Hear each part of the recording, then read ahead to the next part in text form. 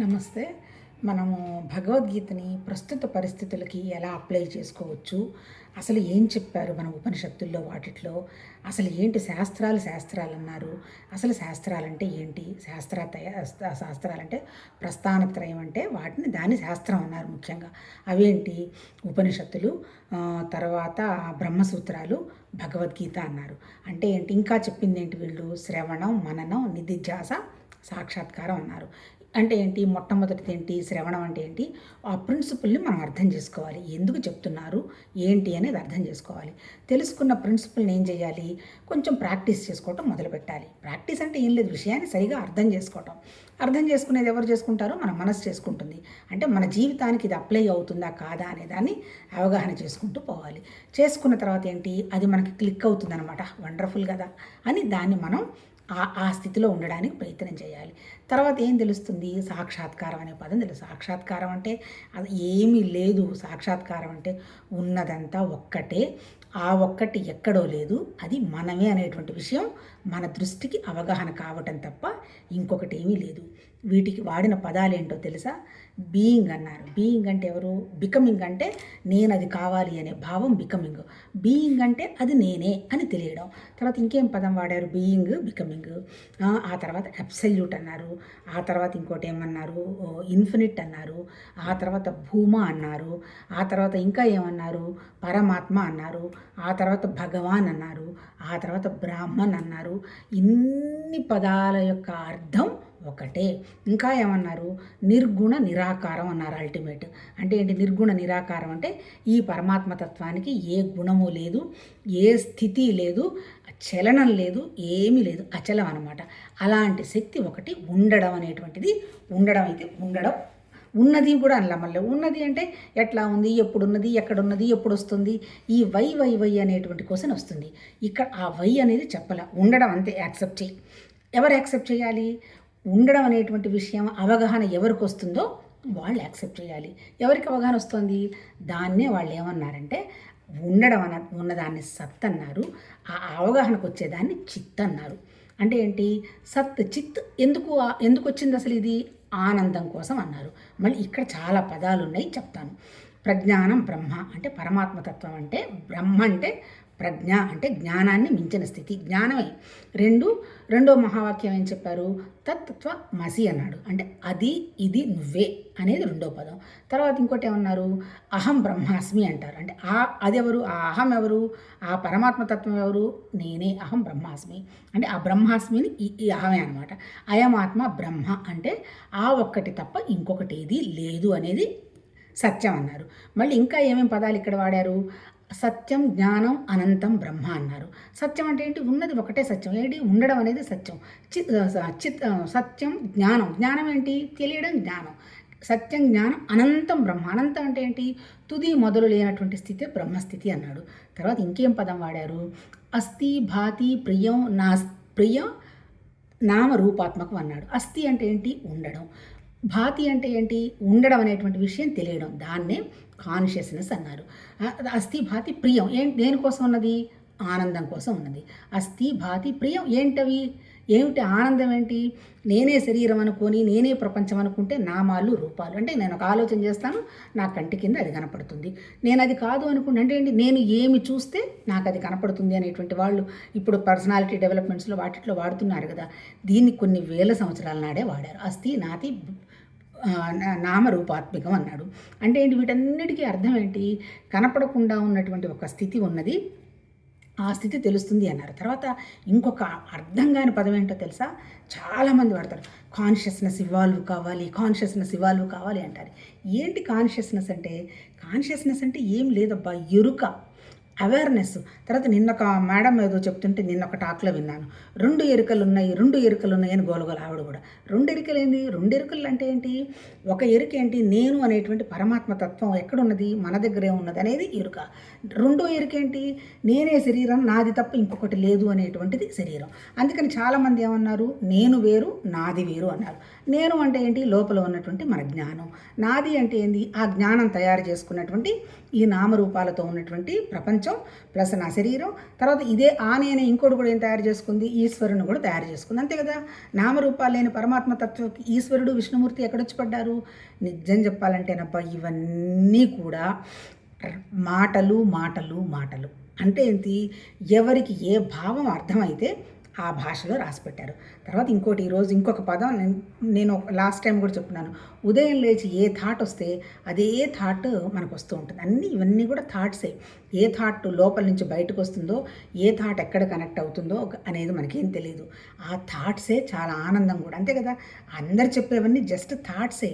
దానికి వాళ్ళు ఏం చెప్పారు, ఈ థాట్స్ అనే దానికోసం ఏమన్నారు, ఆత్మబోధ అన్నారు. ఆత్మబోధ అంటే ఏంటి?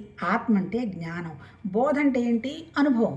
అంటే వాళ్ళు చెప్పింది ఏంటి, ఊరికి నీకు తెలిసి ఉపయోగం లేదు. నీకు తెలిసి నువ్వు అనుభవానికి తెచ్చుకోకపోతే అన్ని సమస్యలతో పాటు, అన్ని తట్టలతో పాటు ఈ ఆధ్యాత్మికత అనేది కూడా మన నెత్తి మీద ఉన్నటువంటి పెద్ద తట్ట, అంతే. అందుకనేంది, నీకు టెన్షన్ ఉంది, ఆ తట్టకెళ్ళద్దు. హ్యాపీగా పొద్దున్నే వెళ్ళి సినిమాలు చూడు, సరదాగా తిరుగు, షాపింగ్ చెయ్యి, లైఫ్ లీడ్ చెయ్యి, కొంపనట్టుకునేది ఏం లేదు.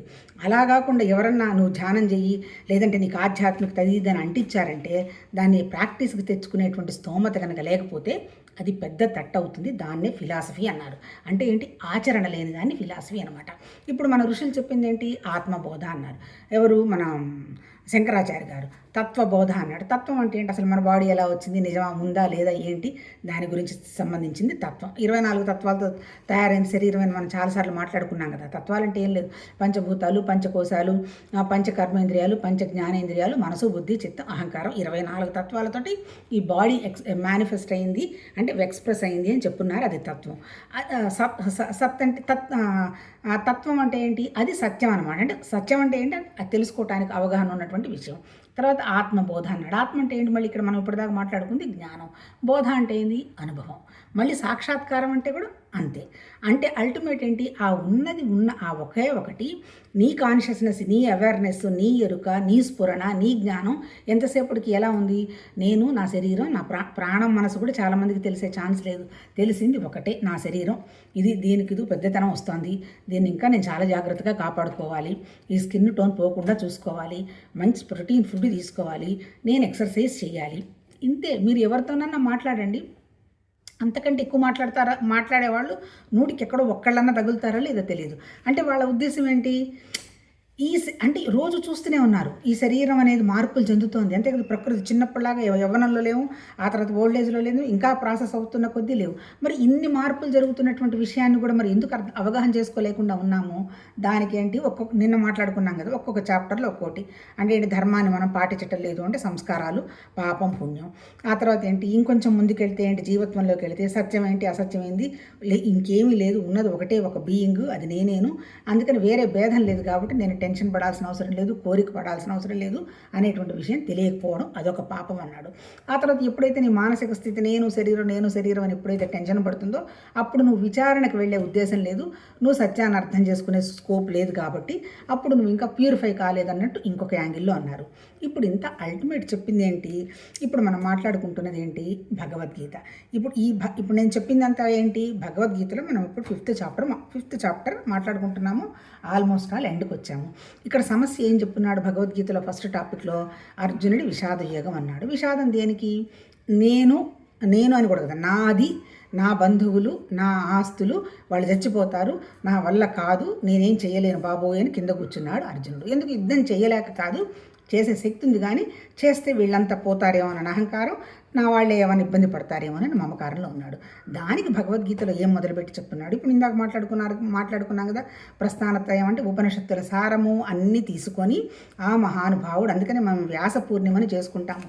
భగవాన్ వ్యాస భగవానుడు అన్నారు, తర్వాత భగవాన్ శంకర భగవాన్లు అన్నారు, తర్వాత మిగిలిన వాళ్ళని ఎవరిని సద్గురువులని కానీ భగవాన్లని కానీ అలా. ఎందుకంటే వీళ్ళు ఒక మానవాళి ఆనందంగా ఉండడానికి చాలా మెటీరియల్ మనకి ఇచ్చిపోయినారు మహానుభావులు.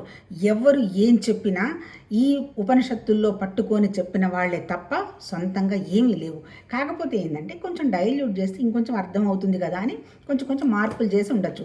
ఆ మార్పులు చేసిన వ్యవహారంలోనే చిన్మయానంద మిషన్ అనండి, తర్వాత రామకృష్ణ మిషన్ అనండి, తర్వాత ఏ మిషన్ అంటే ఏంటంటే వాళ్ళు ఒక విజన్ పెట్టుకొని దాని ప్రకారం చేసుకునేవాళ్ళు. అన్నీ దానికి బేస్ అంతా కూడా ఉపనిషత్తులే. రెండోది ఏమీ లేదు. కొత్తది ఏది కూడా సృష్టించబడల. ఎందుకు? పరమాత్మ తత్వం అనేది ఎవరు ఇంతవరకు విషయం అవగాహనకి రాలే, మన మనసుకు తప్ప. అవగాహనకి ఎప్పుడైతే రాలేదు అది పాతదే కదా. మరి పాతదాన్ని కొత్తగా మార్చి చెప్తున్నారు కాబట్టి ఉన్నదైతే ఒక్కటే ఒక్కటే ఒక్కటే అంటున్నారు. ఆ ఒక్కటంటే ఎక్కడుంది? మన మనసులో ఉన్న ఆలోచన మన బయటకు కనపడుతున్నది ఒకటే ఉంది. ఆ తర్వాత ఇంకోటి మనం చాలాసార్లు ఇప్పుడు ఏంటి, ఇప్పుడు కనుక ఇప్పుడు చెప్పింది ఏంటి భగవద్గీతలో, అరే నువ్వు అర్జున ఐ అని కొట్టుకొని గుక్కబట్టి చచ్చిపోతున్నావు, నువ్వు ఆ ఐకి కరెక్ట్ అర్థం తెలుసుకున్నావు అంటే సమస్యలో నుంచి బయటకు వచ్చేస్తావు అంటాడు. అంటే ఆధ్యాత్మిక సాధననండి. భగవద్గీతలో చెప్పింది మొత్తం ఏంది? ఫ్రీడమ్ ఫ్రమ్ ఐ చెప్పాడు, ఫ్రీడమ్ ఫర్ ఐ కాదు. ఫర్ ఐ అంటే ఏంది? నా కొరకు నేనేదో చేసుకునేది అయితే ఐ కొరకు అని వస్తుంది. ఫ్రమ్ అంటే ఏంటి? ఇప్పుడు నేనున్నాను కదా, నాది శరీరం ఉంది కదా, ఈ నేను నాది ఈ రెండు ఏంటి? అందుకని ఈ వీటిలో నుంచి నాకు ఫ్రీడమ్ రావాలి అనేది భగవద్గీత చెప్పినది. ఎందుకు ఫ్రీడమ్ రావడం లేదు? ఏం రాకపోవడానికి కారణం కూడా పెద్దగా ఏమి లేదు. ఇప్పుడు చెప్తున్నాడు కదా, ఎందుకు సృష్టి జరిగింది? వై తీసిపారే ఎవరికి తెలియదు. అట్లాగే నేను ఎందుకు వచ్చాను, నేనే ఈయన ఎందుకు పెళ్లి చేసుకున్నాను, నాకే ఈ పిల్లలు ఎందుకు పెట్టారు, ఎందుకు తెలియదు. మా కొడుకు వెళ్ళి వాళ్ళనే ఎందుకు పెళ్లి చేసుకున్నాడు తెలియదు. అందుకని తెలియని విషయంలోకి నువ్వు అతి తెలివి పెట్టి బుర్ర ఉపయోగించి నిన్ను నువ్వు పాడు చేసుకోవాలి. నువ్వు చేసుకోవాల్సిందేంది? నీ దగ్గర ఉన్నటువంటి మనసు 24/7 ఆనందంగా ఉందా లేదా అనేటువంటి విషయం ఒక్కటే నీ చేతిలో ఉంది.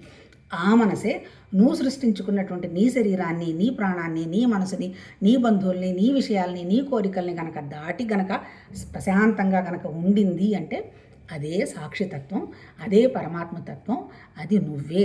కానీ నిన్ను నీకు తెలుసుకోనీయకుండా, నిన్ను నీతో ఉండనీయకుండా నిన్ను చావగొడుతున్నది ఏంటి అంటే నీ శరీరం, నువ్వు ధరించిన నీ శరీరం. ఎందుకు మళ్ళీ పాపం దానికి వాళ్ళు ఏం చెప్తారు? ఏం చెప్పగలుగుతారు? ఎవరు మాత్రం ఏం చెప్పరు? దీనికి కారణం ఏందమ్మా అంటే అజ్ఞానమమ్మా, నీ సంస్కారాలేను, నువ్వు ఎప్పుడెప్పుడో ఏదో చేశావు, నీ కోరికలన్నీ పట్టుకునే కాబట్టి ఇవన్నీ ఉన్నాయి. అందుకే దీన్ని ప్రారంధం అంటున్నారు. ఎందుకు వచ్చింది ప్రారంధం అంటే సంచితం ఎప్పుడో వాళ్ళని హింస పెట్టి వాళ్ళ దెబ్బలేదో కాజేసి గోల పెట్టుంటావు కాబట్టి ఈ జన్మలో నీకు ఇది పడింది కాబట్టి దీన్ని ప్రారంధం అనుకొని హాయిగా పరమాత్మతత్వంతో ఇంత చిన్న విషయంతో పోతుందని కనుక నువ్వు అనుకుంటూ అంతా భగవతత్వ భావమే అని కనుక నువ్వు ఉండగలిగా ఉంటే నీకు రాబోయే ఆగామి ఏమీ ఉండదు. హాయిగా నువ్వు ప్రశాంతంగా ఉంటావని చెప్పాడు. ఈ ఆబ్జెక్ట్ కూడా ఏంది? మీరు వెళ్ళి మనస్ఫూర్తిగా ఆలోచిస్తే మనము ఇబ్బంది పెడుతున్నటువంటి విషయంలో నుంచి మనం ఇలా బయటకు వచ్చి హ్యాపీగా ఉండాలని చెప్తున్నారు తప్ప ఆ మహానుభావులు కళ్ళనీళ్ళు వస్తే వాళ్ళ తెలివితేటలు కనుక చూస్తే. అంతకంటే ఇప్పుడు వాళ్ళు వెతికితే వాళ్ళకి కరెక్ట్గా ఎక్కడ కూర్చొని ఎక్కడో సృష్టి చేసినట్టు ఏం కనపడలేదు. కాకపోతే శక్తి ఉంది, మనసుకు ఆలోచనలు ఉన్నాయి.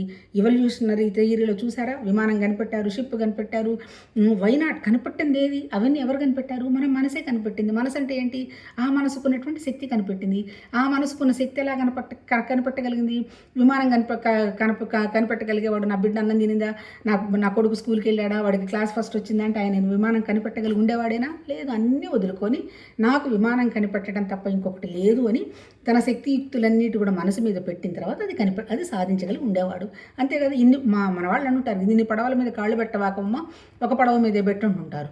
ఏది తెలుసుకోవాలనుకున్నావో అదే తెలుసుకో, దాని మీదే ఫోకస్ పెట్టు, నీకు అవే ఆలోచనలు వస్తాయి, అవే మెటీరియలైజ్ అవుతాయి అనేటువంటి విషయం మీద చెప్పడం జరిగింది. కానీ మనం అలా ఉంటామా? పక్క వాళ్ళు ఏదో చేస్తున్నారు పోయి వాళ్ళలో వేలు పెడతాం, మళ్ళీ వెనక వాళ్ళు ఏదో చేస్తున్నారు అదేందో ఎంక్వైరీ చేయడానికి పోతాం. అంటే ఏంటి? దీనికి కారణం కూడా మన తప్పు కాదబ్బా. ప్రకృతి మారుతూ ఉంటుంది. ఈ మారుతున్న ప్రకృతిలో మన దగ్గర ఉన్నటువంటి ఈ లోపల ఉన్నటువంటి మన జ్ఞానాన్ని కూడా ఈ ప్రకృతి పరీక్షలు పెడుతూ ఉంటుంది.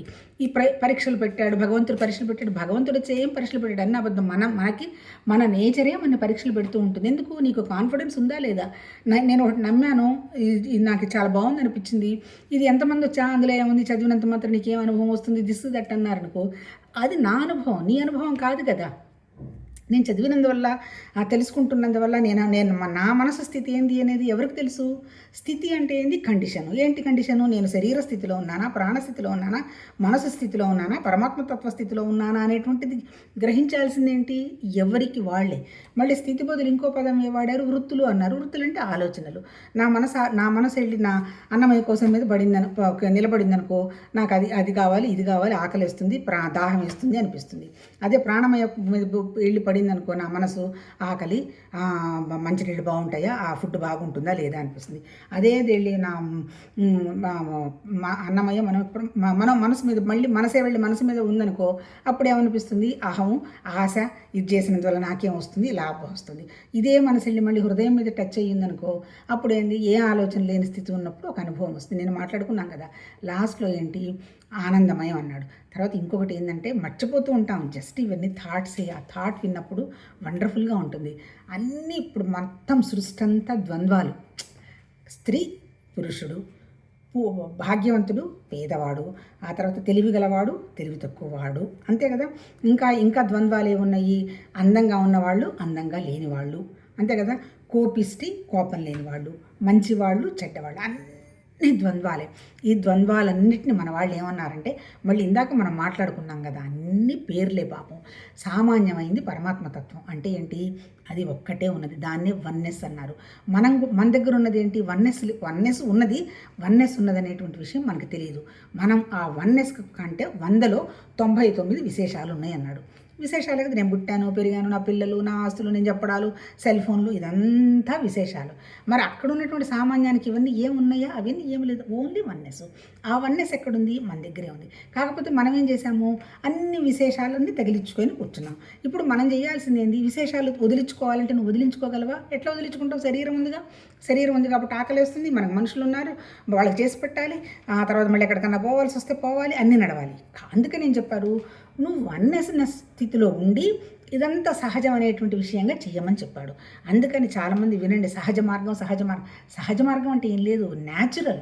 ఉన్నదంతా ఒక్కటే న్యాచురల్. మరి న్యాచురల్ కాందంతా ఏంది, అసహజం. మనమంతా అసహజం. ఇప్పుడు వాళ్ళు ఏం చెప్తున్నారు, నువ్వు అసహజంలో ఉన్నావు, ఏం చేయలేవు దాంట్లో నుంచి.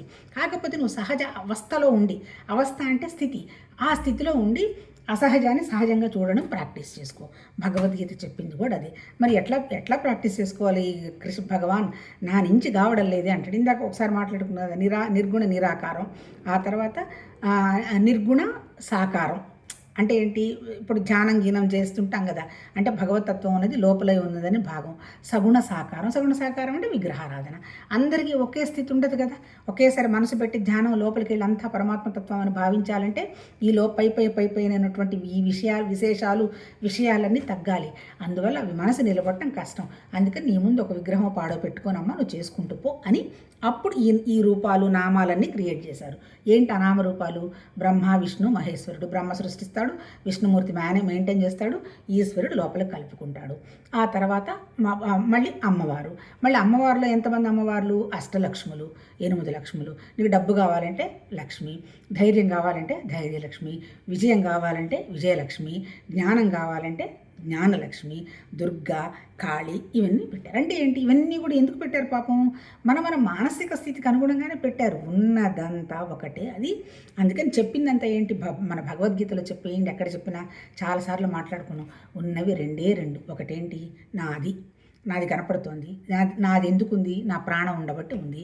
నాది అని నాకు ఎలా తెలుస్తుంది, నా జ్ఞానం వల్ల తెలుస్తుంది, అంతే కదా. అంటే ఏంటి, జ్ఞానం ఉంది, ప్రాణం ఉంది, అంటే 2 శక్తులు ఉన్నాయి. ఈ 2 ఎక్కడి నుంచి వచ్చాయి, ఈ నిద్రపోతున్నప్పుడు ఈ రెండిట్లో జ్ఞానం లేకపోయినా ప్రాణం ఉన్నా మనం ఉన్నాం కదా. అంటే ఈ 2 కానిదేదో ఇంకొకటి ఉన్నది. అంటే ఏంటి, ఇప్పుడు మన శరీరం ఉంది, మనసు ఉంది, ప్రాణం ఉంది. ఈ 3 డైమెన్షన్స్ అన్నారు. 4వది తురియం, శూన్యం, ఏం లేదు. కానీ మనం నిద్రపోతున్నప్పుడు మనతో ఉన్నది, తెల్లవారు నిద్ర లేచిన తర్వాత మనకు శక్తిగా ఉన్నాం అనేటువంటి విషయం తెలిసింది. అంటే ఈ 4th డైమెన్షన్ అన్నారు. అంటే ఏంటి, ఈ 4 కూడా కానిదేంది, ఏదో ఇంకొక మహాతుర్యాతీతం, అంటే అల్టిమేట్, అసలు ఏమి మనకు అందని స్థితి ఏదో ఒకటి ఉన్నది అని. ఇప్పుడు అందుతున్న స్థితులు అయితే ఎన్ని ఉన్నాయి, ప్రస్తుతం అయితే మనం నడిపిస్తున్న మన ప్రాణం, మనం నడిపిస్తున్న మన ఆలోచనలు ఉంది. ఆలోచన ఏమీ పనిచేయలేదు, ఊరికి జ్ఞానం ఎంతసేపటికి సజెషన్ ఇచ్చి కూర్చుంటుంది. పనిచేసేది ఎవరు, మళ్ళీ శక్తి అంటే ఎరుక. ఈ 2 కూడా మళ్ళీ లోపల ఉన్న విషయాలైతే నిరాకారాలే, కానీ మన శరీరం ద్వారా వ్యక్తం అయ్యేది వచ్చేది మాత్రం భౌతిక శరీరం అయింది. ఇప్పుడు ఈ భగవద్గీతలో అంతా మహానుభావుడు ఏం చెప్పాడు, నువ్వేంటో నువ్వు తెలుసుకో అనే పదం డైరెక్ట్గా వాడలేదు, కానీ అల్టిమేట్ ఏంది, ఫ్రీడమ్ ఫ్రమ్ ఐ అంటే ఏంటి, నువ్వేదో నువ్వు తెలిస్తే అప్పుడు నీకు అసలు ఏ టెన్షన్ ఉండదు, జరిగేవన్నీ జరుగుతాయి, ఇది ప్రకృతి ఉంటుంది పోతుంది, లోపల ఉన్నటువంటి మానసిక స్థితి, నాకు అది కావాలి ఉండదు, ఇది కావాలి ఉండదు, ఏదన్నా అనిపించినా నువ్వు తయారు చేసుకున్నదే కదా, నువ్వే వదిలించుకునేటువంటి విషయం నీకు అవగాహనకు వస్తుంది. నువ్వు లోపల ఉన్నటువంటి జ్ఞానమే ఆత్మ పరమాత్మ తత్వమే తప్ప శరీరం అనేది నువ్వు కాదు. జస్ట్ ఇది ఏదో ఒక కోశం అంటే ఒక రూము విశాలంగా ఏదో ఒక పని జరగడానికి వచ్చి పడింది. ఆ పని అయిపోతుంది, తాళం పడేస్తాం రూమ్కి. ఇది కూడా అంతే, నడిచినన్నాళ్ళు నడుస్తుంది, నడవలేనప్పుడు పడేస్తాం. ఎప్పుడు పడేస్తాము, ఎందుకు పడేస్తాము, ఏంటి పరమార్థం, ఏంటి కోరికలు అని ఎవరికి వాళ్ళకి ఏం చెప్పలేదు. అందుకని ఏం చెప్పారు, ఇది బీయింగ్ అంటే ఉండడం అనేది ఉన్నది అనేటువంటి భావం ఉంది కాబట్టి అది ప్రజెంట్లో ఉండడం అనేది చెప్పున్నారు. అంతే. భవిష్యత్తు భూతకాలం అవన్నీ ఎవరికి ఏమి జరిగిపోయినా మార్చలేమో, జరగబోయేది తెలియదు. ఈ బీయింగ్ ఇప్పుడు నేను మాట్లాడుతున్నాను అంటే కేవలం పరమాత్మ తత్వభావం ఉన్నటువంటి భావాలే మాట్లాడటం జరుగుతుంది తప్ప just it's nothing but spontaneous. పిసరంత ప్రిపరేషన్ లేదు, ఏం మాట్లాడాలని కూడా అనుకోలేదు. అది కాకపోతే ఏంటంటే వస్తున్నది ఏదో వినడం జరుగుతుంది, ఎక్కడో సబ్కాన్షియస్గా కూడా భగవంతుడి దేవలు ఉండి ఉండవచ్చు. ఇంకా ఏం చెప్తారు, మళ్ళీ చాలామంది అంటుంటారు పొద్దున ఒక పాట హమ్మింగ్కి వచ్చింది. మీరు కూడా అలా చేయండి అబ్బా ప్రాక్టీసు. పొద్దున్నే లేస్తూనే ఒక మంచి ఆలోచన కనుక మనసుకు పెట్టామంటే మనం ఎప్పుడైనా మర్చిపోయినా ఆ ఆలోచన మనని పట్టుకుంటూ ఉంటుంది. ఎందుకు, మన దగ్గరే ఉన్నదన్నీ. అంటే మనకు భగవంతుడు ఉన్నాడు అనేటువంటి లోపల ఆలోచన ఉండబట్టే మనకి ఇప్పుడు ఆ భగవతత్వం గురించి ఆలోచన వస్తుంది. అసలు ఆయన లేడనుకో మనకు ఆలోచన రాదుగా. అంటే ఉన్నదంటే ఏంటి, ఏదో ఒక శక్తి అయితే ఉండుండొచ్చు. ఇవాళ నాకు వచ్చిన పొద్దున పాట ఏంటో తెలుసా, ఆయతనమాం భవతి ఆయతనమాం భవతి ఏవం వేద ఆయతనమాం భవతి. అది నేను వెంటనే ఏం చేశాను, భలే ఉంది ఈ పదమని నెట్లో ఈ సినిమాలో పాట ఇది నెట్లో చెక్ చేశాను. ఏముందో తెలుసా, అందులో ఒక చిన్న ముక్క రాసి పెట్టినట్టు నేను చూస్తాను. అందులో ఏం రాసున్నది, నువ్వు ఏది తెలుసుకుంటావో నువ్వు అదే అయిపోతావు అంటాడు. అంటే అర్థం ఏంటి, అదే అయిపోతావంటే ఆల్రెడీ నువ్వు అదే అయి ఉన్నావుగా. ఇప్పుడు అల్టిమేట్ ఇప్పటిదాకా చెప్పింది ఏంటి, నేనే పరమాత్మ తత్వాన్ని, కానీ నాకు తెలియడం లేదుగా.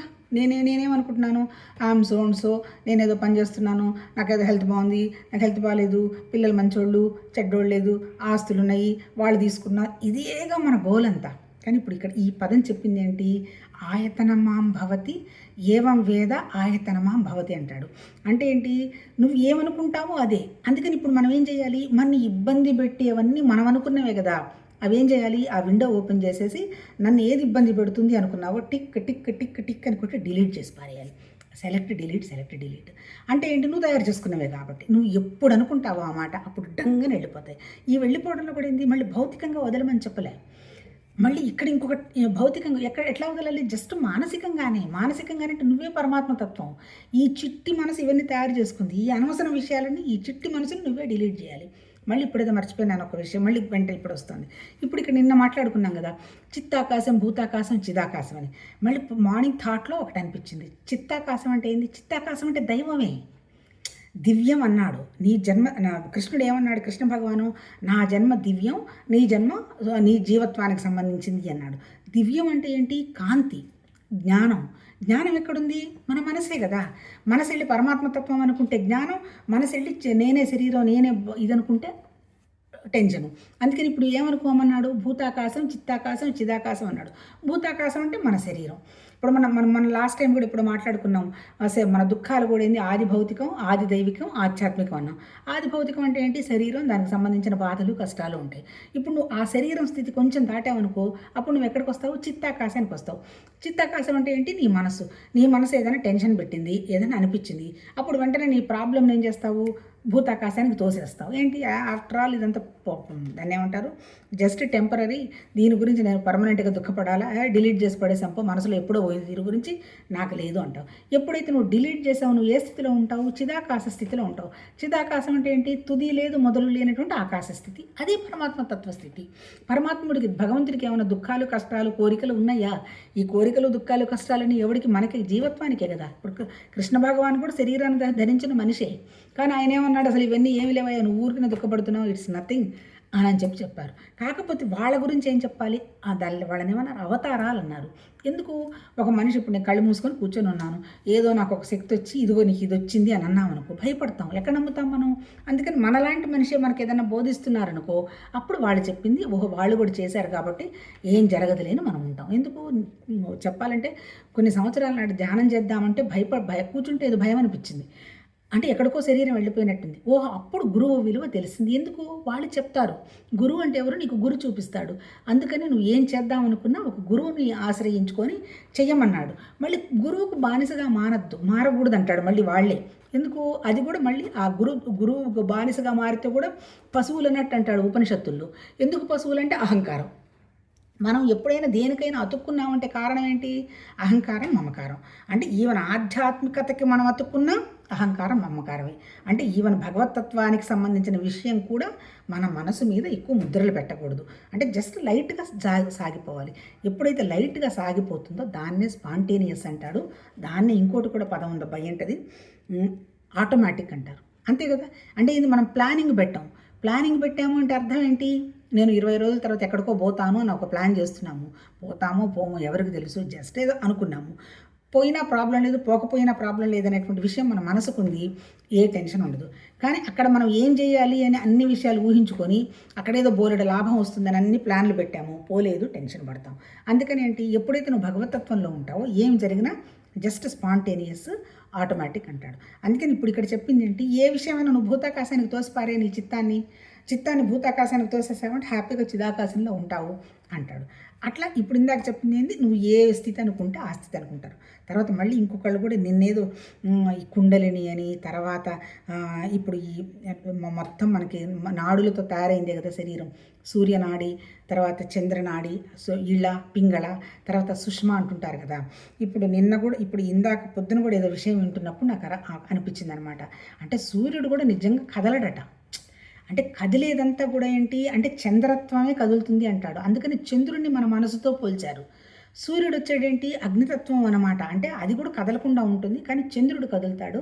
అంటే ఏంది? అల్టిమేట్ ఏంది? మనసే కదులుతుంది అని. అంతే కదా. మా తాత చూశాడు సూర్యుడిని, మా నాన్న చూశాడు సూర్యుడిని, నేను చూశాను, మా కొడుకు చూశాడు, మనవడు చూస్తున్నాడు. అంటే ఏంటి? అది ఎప్పుడు పర్మనెంట్గా అలానే ఉందిగా. అంటే మారకుండా ఉన్నది అదే కదా. మరి మారుతున్నది ఏంది అంటే మన మనసు. అంతే కదా. అప్పుడున్నటువంటి కోరికలు డిఫరెంట్, మధ్యలో ఉన్న కోరికలు డిఫరెంట్, ఇప్పుడున్న కోరికలు డిఫరెంట్, తర్వాత ఉన్న కోరికలు డిఫరెంట్. ఈ మారుతున్నదంతా ఏంటి? ప్రకృతి. అందుకని మొన్న కూడా ఎవరో అడుగుతున్నారా, మీరు టెక్నిక్స్ ఏం చెప్పారు? టెక్నిక్స్ ఏం లేదు. సూర్యనాడి అంటే నిద్ర లేస్తూనే మన సూర్యుని చూస్తాము. అప్పుడు కుడివైపు బ్రీతింగ్ ఎక్కువ తీసుకుంటూ ఉంటుంది. రాత్రిపూట పడుకోబోతున్నప్పుడు ఈ లెఫ్ట్ది పనిచేస్తూ ఉంటుంది. ఆ రెండు పనిచేయకూడదు, బ్యాలెన్స్గా పనిచేయాలి. ఎప్పుడు నువ్వు బ్యాలెన్స్గా పనిచేస్తుంది? నీకు అనవసరమైనటువంటి టెన్షన్స్, థాట్స్ లేనప్పుడు మనం తీసుకునే బ్రీతింగ్ స్లోగా ఇదిగా ఉంటుంది. డే టైం వచ్చేసేటప్పటికీ ఎక్కువ టెన్షన్ అయిపోయింది అనుకో, అప్పుడు కొంచెం మనసును కూల్ చేసుకోవడానికి లెఫ్ట్ సైడ్ పెట్టుకొని కొంచెం బ్రీతింగ్ అబ్జర్వ్ చేసుకోవాలి. రాత్రిపూట నిద్ర పట్టడం లేదు, ఇంకా ఈ పని ఆలోచన వస్తుంది, అప్పుడు కొంచెం మళ్ళీ కుడి ముక్కును పట్టేసుకొని ఎడం ముక్కుతోటి బ్రీతింగ్ తీసుకొని చేసుకుంటూ ఉండాలి. మళ్ళీ ఇవన్నీ నిజం చెప్పాలంటే కూడా ఇవన్నీ నన్ను నేను క్లియర్ చేసుకోవాలి, నేను ఇవన్నీ తెలుసుకోవాలి, నా మనసు శాంతిగా ఉండాలి అని ఎవరైతే ప్రయత్నం పెడతారో వాళ్ళకే అందుతుంది. ఎందుకు? అల్టిమేట్ అందరిలో ఉన్నది పరమాత్మ తత్వమే. అది వచ్చిందనుకో, వాళ్ళంతటి వాళ్ళే ఒక్కసారి వెతికారనుకో, దానికి మళ్ళీ ఏమి కొండలు గుట్టలు కొట్టక్కర్లే. ఒక్కసారి ఇది నన్ను ఏది ఇబ్బంది పెడుతుంది అనే విషయం నేను ఒక్క స్పార్క్ గ్రాస్ప్ చేశాను అనుకో, అందులో నుంచి ఎలా బయటపడాలి అని వితిన్ సెకండ్స్ నేను గ్రాస్ప్ చేస్తాను. అందుకే అష్టావక్ర గీతలో జనక మహారాజు కంటారు, నాకు మోక్షం ఎట్లా వస్తుంది? మోక్షం ఏం లేదయా, గుర్రం మీద నువ్వు ఎక్కి ఈ కుడికాలను తీసుకెళ్ళి రికాబ్లో నుంచి ఎడంకాల్లో పెట్టే లోపల నువ్వు తెచ్చుకోవచ్చు అంటాడు. దానికి అర్థం ఏంటి? థాటేగా. ఇప్పుడు ఇంత చెప్పింది ఎక్కడన్నా భగవతత్వ సృష్టి కూర్చొని చేసినట్టు అనేది ఎవరైనా చెప్పారా? జస్ట్ థాట్ ఏంటి, దాన్ని ఏమంటారు, కాస్మిక్ థాట్ వ్యక్తమైంది, క్రియేషన్ ఉండాలి అని వచ్చింది. అట్లాగే మన థాట్ వ్యక్తమైంది, మన సృష్టి ఇలా ఉండాలి అని వచ్చింది. ఇంకా సృష్టించుకుందాం అనుకున్నాము, మళ్ళీ వస్తాము. బాబోయ్ ఇంకా చాలు, ఎంత సృష్టించినా ఈ శరీరం, ఈ మనసు, ప్రాణం తప్ప ఇంకోటి కాదు, ఏమొద్దు, హాయిగా శాంతిగా 24/7 హ్యాపీగా వండర్ఫుల్గా ఉండాలి అనుకునే థాట్ ఇచ్చావు. దానికి సంబంధించిన మెటీరియల్ అంతా నీ దగ్గరికి వస్తుంది. లేదు మళ్ళీ ఏదో 16Gనో 17Gనో వస్తుంది, ఆ ఫోన్ కొనుక్కుంటే బాగుంటుంది అని ఆలోచన చేసావు. దానికి సంబంధించింది ఎంత డబ్బులు కావాలి, ఏంది, ఇప్పుడు నా దగ్గర ఇంత డబ్బు ఉందా కాదు, ఇది ఎప్పుడు రిలీజ్ అవుతుంది మార్కెట్ అని దాని మీద పెడతావు. అదంతా ఆది భౌతికానికి నీకు లిమిట్ లేదు, సంతృప్తి లేదు, ఎప్పటికీ అవి తీరే క్వశ్చనే లేదు.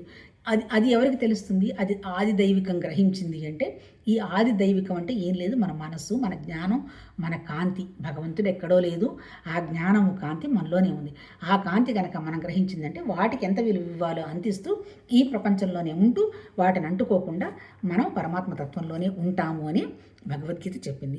ఇప్పుడు మనం 4 అధ్యాయాల్లో ఏంటి, మన ఫస్ట్ అధ్యాయం ఐడెంటిటీలో నుంచి బయటికి రావడం. ఎలా బయటికి రావాలని అడుగుతాడు చేతులు దండం పెట్టేసి. అప్పుడు చెప్తాడు, ఏమి లేదయ్యా నీకు ఇచ్చిన పని ఏది, ఇంకా ఏంటి అర్జున, నువ్వు ఇంకా పరమాత్మతత్వం నేనే అనేటువంటి బీయింగ్ స్థితిలో నువ్వు లేవు, అబ్సల్యూట్ స్థితిలో లేవు, నేను ఇంకా జీవత్వం అనేటువంటి భావనలో నువ్వు ఉన్నావు కాబట్టి నువ్వు ధర్మాన్ని పాటించు.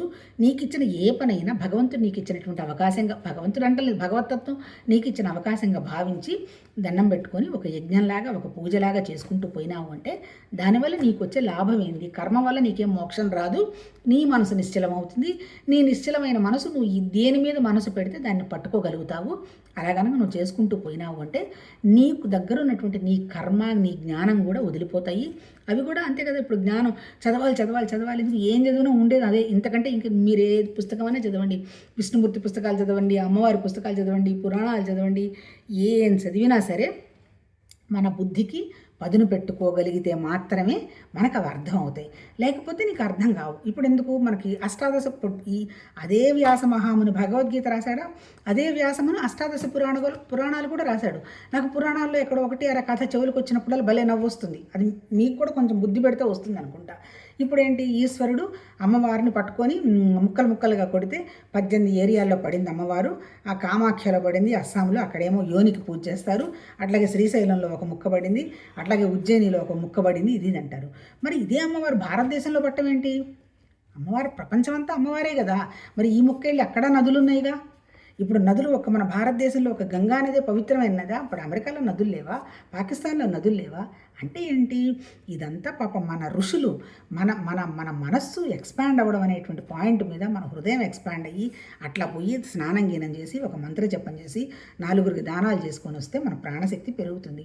ఎక్కడైతే ఏది పడితే అది పూర్వకాలాలు ఇట్లా స్టార్ హోటల్స్ లేవు కదా, ఎవడో అంతంత వంట చేసి పెట్టడమో వీళ్ళు వండుకోనో వీళ్ళు సింపుల్ లైఫ్ లీడ్ చేయగలిగితే అప్పుడు వీళ్ళకేమవుతుంది, ప్రాణశక్తి విపరీతంగా పెరిగి వాళ్ళకి ఆలోచన విధానం మీద బ్యాలెన్స్ వచ్చి జ్ఞానశక్తి పెరిగి వీళ్ళ దగ్గర ఉన్నది అవతల వాళ్ళకి ఇవ్వడము, అవతల వాళ్ళ దగ్గర ఉన్నది తీసుకోవటము, ఇవన్నీ చేసి వాళ్ళని వాళ్ళు అభివృద్ధి చేసుకుంటారు అనే దాంతో అందరికీ ఒకేసారి ధ్యానం చేసుకుంటూనో కూర్చోవటము సాధ్యం అనేటువంటిది కాదు కాబట్టి ఇవన్నీ పెట్టారు. అందుకని వీటిని ఏంటి మనం అప్లై చేయాలి. ఇప్పుడు అంతే కదా. ఇప్పుడు మళ్ళీ ఆయన ఎవరు, మన ఋషుల్లో ఈయనున్నాడు కదా ప్రహ్లాదుడు. ఆ ప్రహ్లాదుని తీసుకెళ్ళి నీళ్ళలో పడేస్తాడు, అగ్నిలో గాలుస్తాడు, పాముల మీద కనిపిస్తాడు. ఇవన్నీ ఏంటి అంటే ఏంటి, పంచభూతాలను దాటినటువంటి స్థితి పరమాత్మ తత్వానికి ఉంది అని చూపించాడు. అంతే కదా. అగ్ని, నీళ్లు, అవన్నీ ఆకాశం అంతా కూడా పంచభూతాలే కదా. అంటే అర్థం ఏంటి, ఈ పంచభూతాలు దాటిన ఈ పంచకోశాలు అన్నీ కూడా మనకి అర్థం అవడానికి ఆ మహానుభావులు పెట్టిన పేర్లు. మళ్ళీ ఏంటి, మూలాధార చక్రం అది అన్నారు కదా, అవన్నీ కూడా అంతే. ఆ స్థితులు మన స్థితులు అనమాట. నేను శరీరమే అనుకుంటే మూలంలోనే ఉన్నా, కొంచెం ముందుకొచ్చి ప్రాణం అనుకుంటే కాస్త ఆకలిని ఆ దాహాన్ని జయించగలుగుతా, ఇంకొంచెం ముందుకొచ్చి మణిపూరకు వస్తే నా ఆశని జయిస్తా. ఆశ, కోరిక అవన్నీ పోయినాయి అంటే నేను హృదయస్థానంలో కనుక ఉంటే పరమాత్మతత్వం ఇక్కడే ఉన్నాడు అనేటువంటి భావానికి తీసుకొని రాగలుగుతాం. అందుకని ఏమన్నాడు, జ్ఞాన బోధ అన్నాడు కదా. బోధ అంటే అది అనుభవానికి తెచ్చుకోవాలి. మనసు డిస్టర్బ్ అవుతుంది అనడంతో మనకి వెంటనే మన కాన్షియస్నెస్కి ఏంటి సత్ చిత్ అన్నా కదా, ఆ చిత్తుకి వెంటనే మనకు ఒక ఎరుక రావాలి. ఎందుకు నేను బాధపడుతున్నాను, ఏమైంది, ఇది నాదా, ఓకే అన్నావు, దాంట్లో నుంచి బయటకు అప్పుడేమవుతుంది, నువ్వు నీ కాన్షియస్నెస్ ముందుకెళ్తుంది. అంటే ఏంటి, నీ జ్ఞానం డెవలప్ అవుతూ ఉంది. జ్ఞానం డెవలప్ అయిన తర్వాత అల్టిమేట్ ఏంది, జ్ఞానంలో గ్రోత్ అయిన తర్వాత ఏమీ లేదు, ఇదంతా జస్ట్ క్యాజువల్ అని ఎవ్రీ మూమెంట్ ఎంజాయ్ చేసుకుంటూ లైఫ్ లీడ్ చేస్తూ రామ పోదామని అంటే హాయ్ బాబాయ్ వస్తామని చెప్పేసి వెళ్ళిపోవటం. ఎందుకంటే అక్కడికి పోయి చూసి వచ్చి మళ్ళీ చెప్తాము ఉంటాము, ఎవ్వరికీ తెలియదు. ఉన్నది ఒకటే లైఫ్, అది ఇప్పుడే ఉన్నది. నీకు ఇచ్చిన పని నువ్వు పర్ఫెక్ట్గా చెయ్యి. వయ్యి హవ్వని ఎదో క్వశ్చన్స్ అని వెయ్యవాకవయ్య అర్జున, నువ్వు ఇంకా భగవతత్వ స్థితికి నువ్వు రాలేదు, అందుకే నీకు ఇచ్చిన పని నువ్వు పనిచేయమని చెప్పేసి ఈ 5 అధ్యాయాల్లో చెప్పాడు. ఇంకొకటి ఏంటంటే, ఏదైనా బుక్ మొదలుపెట్టినప్పుడు చాప్టర్ అంతా చెప్పి లాస్ట్లో నెక్స్ట్ చాప్టర్ ఏం చెప్పబోతున్నాడు చెప్పినట్టున్నాడు. ఇంకా నేను 5వ 6వ అధ్యాయం అంత స్థితికి వెళ్ళలేదు, కానీ ఇందులో ఏం చెప్పాడు, అల్టిమేట్ నువ్వే పరమాత్మ తత్వ స్థితికి వెళ్ళాలంటే నువ్వు పనితో పాటు నీ మనసును కూడా నిలబెట్టుకో. అంటే నువ్వు ధ్యానం చెయ్యి. ఏదో నిన్న మాట్లాడుకున్నాం కదా, హృదయం మీద వాటి మీద మనసు పెట్టేసి కనుక నువ్వు ధ్యానం చేసావంటే కూడా నీకు ఆ స్థితి వస్తుంది అని చెప్తూ, నిన్న మనం 28 చదువుకున్నాము, 29 తోటి పూర్తి చేద్దాం. ఏంటి చెప్పాడు 29, అయ్యో 33 మినిట్స్. భగవంతుడు యజ్ఞములకును తపస్సులకును భోక్త, సమస్త లోకానికి లోకేశ్వరులకు అధిపతి, సమస్త ప్రాణులకును ఆత్మీయుడు అనగా అవ్యాజ దయాళువు, పరమ ప్రేమ స్వరూపుడు. ఈ భగవతత్వమును ఎరిగిన భక్తులకు పరమశాంతి లభించును. ఇప్పుడు ఇందాక ఏవం వేద చదువుకున్నాం కదా, అట్లా అంటే ఆ పరమాత్మతత్వం అనేది అచంచలమైనది, నిరాకారమైనది, నిశ్చలమైనది. అటువంటి స్థితి కనుక నువ్వు గనక ఆలోచించావంటే నువ్వు కూడా ఆ స్థితి అయిపోతావు. అంతకు తప్ప ఇంకొకటి లేదు. నువ్వు కూడా నీ ఆలోచన కనుక అలా ఉంటే నువ్వు కూడా పరమాత్మతత్వ స్థితేను. పరమాత్మతత్వ స్థితికి వెళ్లకుండా నేను ఆపుతున్నది ఏంటంటే నీ కోరికలు, నీ భయాలు, నీ సంస్కారాలు, వీటన్నిటిలో నుంచి నాకు అది కావాలి అనే ఆలోచన కనుక నువ్వు వచ్చిన మరుక్షణం దాంట్లోకి వెళ్ళడం జరుగుతుందయ్యా. ఆ స్థితిలో కనుక ఉండడమే నిన్న మాట్లాడుకున్నాం కదా, నిర్వాణం అన్నా మోక్షం అన్నా అంటే ఏంటి? ఆ ఐ గురించి కనుక మనకు కరెక్ట్ విషయం తెలిసిందంటే, ఆ ఐ నుంచి కనుక మనకు స్వేచ్ఛ వచ్చిందంటే ఉన్నదంతా ఒకటే స్థితి, ఇన్ని వ్యవహారాలు లేవు, ఉన్నదంతా ఒకటే పరమాత్మతత్వం. ఓన్లీ వన్నెస్, బీయింగ్, అబ్సల్యూట్, భూమ అన్నీ ఒకటే. అది నిర్గుణ నిరాకారం అనేటువంటి విషయం ఈ అధ్యాయంలో చెప్పడం జరిగింది. రేపు 6వది ఆత్మ సంయోగ యోగము చదువుకుందాము. తర్వాత ఇదంతా కూడా ఏం లేదు, ఇప్పుడు మనకేదో తెలిసి అవన్నీ కూడా అనుకోవాకండి. ఎందుకంటే ఇదంతా కూడా భగవతత్వానికి సంబంధించిన ఆలోచనలు. ఎవరి ఆలోచన స్థితిని వాళ్ళు పెంచుకోవాల్సిందే. ధియోయోహం అని మన గాయత్రి మంత్రం ఉంది కదా, అంటే ఆ బుద్ధే పరమాత్మతత్వం, జ్ఞానం. ఆ బుద్ధిని పదును పెట్టుకొని ఈ బుద్ధి తాత్కాలికంగా తయారు చేసుకున్నవన్నీ నాదేననేటువంటి విషయాన్ని మనసులో పెట్టుకొని ఉన్నదంతా ఒకటేననేటువంటి భావంతో చేసుకుంటూ పోతే అదే పరమాత్మతత్వం, అదే భగవతత్వం. అప్పుడు ఆ స్థితిలో మనం ఉన్నప్పుడు మేము వాళ్ళని ఇష్టపడుతున్నాము, వీళ్ళని ప్రేమిస్తున్నాము అని చెప్పక్కర్లే, మనమే ప్రేమ, అంతే కదా. ఇప్పుడు ఎక్కడో కూడా నిన్న ఒక ఉదాహరణ చెప్తున్నారు. తల్లి కడుపుతో ఉన్నప్పుడు అన్ని సలహాలు అత్తగారు ఇస్తుంది, అమ్మిస్తుంది, చుట్టుపక్కల వాళ్ళు ఇస్తారు, అందరూ ఇస్తారు, వందల వేల సలహాలు. కానీ ఒక్కళ్ళు కూడా నీ బిడ్డని నువ్వు బాగా ప్రేమించాలమ్మా అని చెప్పరు. ఎందుకు? అది సహజం. ఆ బిడ్డ ఎవరు? ఆమె ఎక్స్టెన్షన్. వీళ్ళు చెప్పినా చెప్పకపోయినా ఆమె బిడ్డని ప్రేమిస్తుంది. అట్లాగే ఇప్పుడు ఇది కూడా ఏంది? పరమాత్మతత్వం. నువ్వు ఇష్టమై ఒప్పుకున్నా ఒప్పుకోకపోయినా వీఆర్ డివైన్. మనతో ఉన్నది అదే, మనమే అది. కాకపోతే ఏంటంటే ఈ తయారు చేసుకున్నటువంటివన్నీ కూడా ఒకటి మనమే వదిలించుకోవాలి. కాకపోతే వదిలించుకోవాలంటే ముందు మనం తెలుసుకోవాలిగా. ఆ ఉండడం అనే పరమాత్మతత్వం అనేటువంటి ఒక అవగాహన ఉంది కదా, ఆ తెలుసుకోవటం అనేటువంటి విషయాన్ని జ్ఞానం అన్నారు, కాన్షియస్నెస్ అన్నారు, అవేర్నెస్ అన్నారు, ఎరుక అన్నారు. అది మనమే తెలుసుకొని ఇదంతా ఏమీ లేదు, ఉన్నది అదే అనేటువంటి ఆ స్థితికి మనం జరుగుతూ పోతూ ఇది ఉన్న ఆ స్థితిలో మన మనసుని పెట్టుకొని ఉండగలగడమే భగవతత్వ సాధన. ఇంకంతకంటే ఇంకేం లేదు. చూద్దాం రేపు 6వది ఏం చెప్తారో, ఏమి నేర్చుకుంటామో, ఏం అవగాహనకు వస్తుందో, ఏది అనుభవానికి వస్తుందో. ఇప్పుడు ఈ స్థితిలో ఆలోచించి ఉండడమే అనుభవం. అంతకంటే అనుభవం అంటే మళ్ళీ ఎక్కడికో స్వర్గం వస్తుంది, చేతిలో ఏదో వస్తుంది, నేను పోయి ప్రపంచాన్నంతా ఇదిగో ఇట్లా పెట్టుకుంటే అట్లా సృష్టిస్తాను, అవన్నీ కూడా ఎక్కడా చెప్పలే. ఆ స్థితిలో నువ్వు ఉండడమే అనుభవం. ఉండాలి అంటే ఏం కావాలి? ముందు తెలియాలిగా. ఊరికి తెలిసి ఊరుకుంటే ఏం ప్రయోజనం? దాన్ని మననం చేయాలిగా. శ్రవణం, మననం, నిధిధ్యాస, నేనే సాక్షిని అనేటువంటి విషయం అవగాహన చేసుకోవటం వరకే చెప్పడం జరిగింది. చూద్దాం భగవతత్వం ఏవి ఎప్పుడు ఎక్కడికి తీసుకెళ్తే మనకేం తెలియదు. కాకపోతే ఏంటంటే 24/7 ఏంటంటే ఇందాక మాట్లాడుకుంటూ వదిలేసాం. ఆనందానికి మాత్రమే ద్వంద్వం లేదు, బ్రహ్మానందం అన్నాడు. అట్లాగే మనసుకు శోకం మోహం అన్నాడు. శరీరానికేమో జననం మరణం ఆరోగ్యం అనారోగ్యం అన్నాడు. అట్లాగే ప్రాణానికి ఆకలి దప్పిక అన్నాడు. మనసుకి మోహం శోకం అన్నాడు.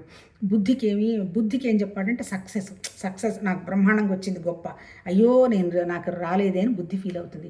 సోకాళ్ళ ఆనంద స్థితికి 2 లేవు, ఉన్నది ఒకటే స్థితి, ఒకటే ఆనందం. అందుకని ఆనందమయ కోశం అని కూడా అందులో చాలామంది అనరు. ఆనందమయ కోశం అంటే మళ్ళీ ఏదో సపరేట్ అవుతుందని ఆనంద స్థితి అన్నాడు. ఆ బ్రహ్మానందానికి ద్వంద్వాలు లేవు. అది ఒకళ్ళకి చెప్పేది కాదు, ఎవరి అనుభవానికి వాళ్ళకి తెచ్చుకునేది. ఓకే, అది రేపు చూసుకుందాం.